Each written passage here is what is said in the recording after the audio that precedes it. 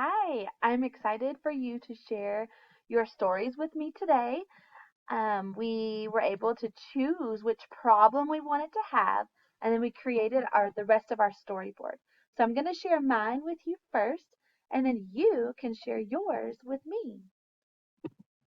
The characters in my story are me and my friend Haley. The setting is at school. The problem is Haley did not want to share her book with me. The solution is I share my book too, and that helps Haley want to share with me. Now, when I retell the story in a paragraph, topic, first, next, last, and closing, this is what it sounds like. One day, my friend Haley and I were at school together. First, I really wanted to read the book that Haley had because it had big princesses and wonderful colors.